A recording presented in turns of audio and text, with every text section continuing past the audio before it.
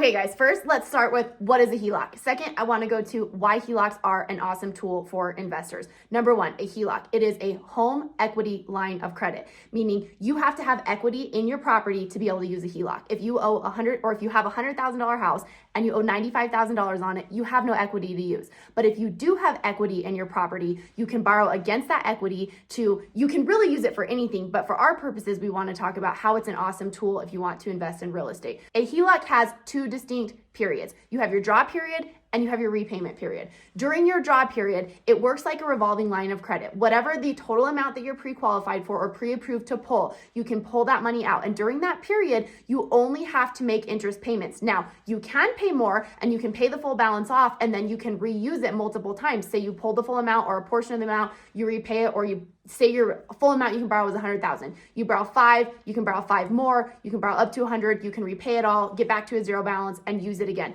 During that whole period, you only have to make interest payments, but if you want, you can pay it off or you can repay a larger portion and not all of it, but some of it.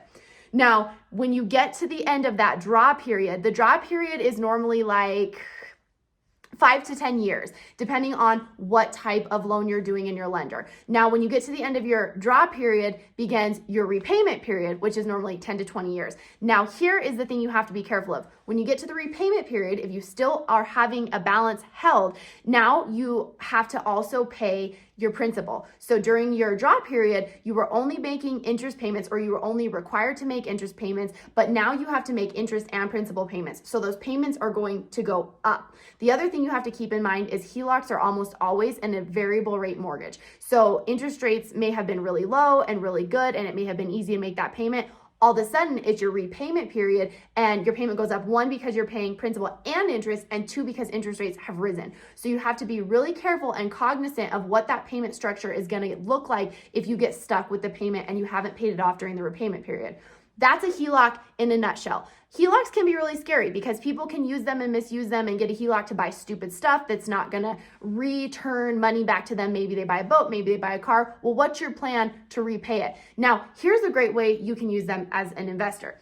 If you want to buy a flip property and you're in your draw period, say that there's an awesome investment opportunity, great flip, you use a HELOC to purchase that property, you sell it, you make a profit, you repay the HELOC, and then you keep your profit somewhere else. And then a month later, another great investment opportunity comes up and you use it again. And you can continue to use it responsibly. When the repayment period comes, you've made profit and you've repaid it every time, so you actually don't owe anything and you're not in a scary situation.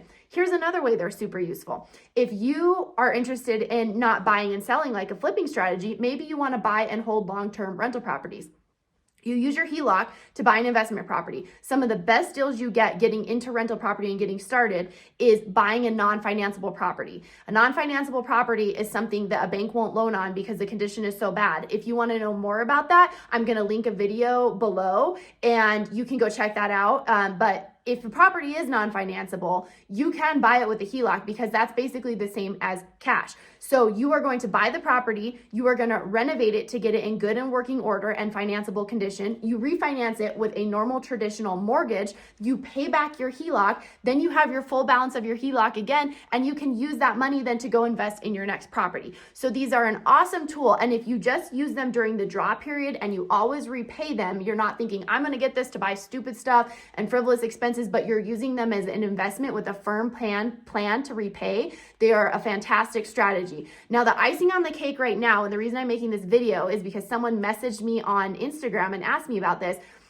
A lot of people bought houses in the last couple of years or refinanced houses in the last couple of years where interest rates were fantastic. I know people that have 2.25, 2.5, 3, even 3.5 is really good right now. Fantastic interest rates that they don't want to give up. And they wanted to know, if I get a HELOC, am I giving up my old interest rate? The answer is no. A HELOC is a completely separate loan. A HELOC is on top of your primary mortgage. So if you have an interest rate at 2.5% and you have equity in your house and you do a HELOC, that's separate. You're not losing your amazing interest rate on your first mortgage. You're not impacting that in any way. So a HELOC is a great investment strategy as long as you plan on repaying it.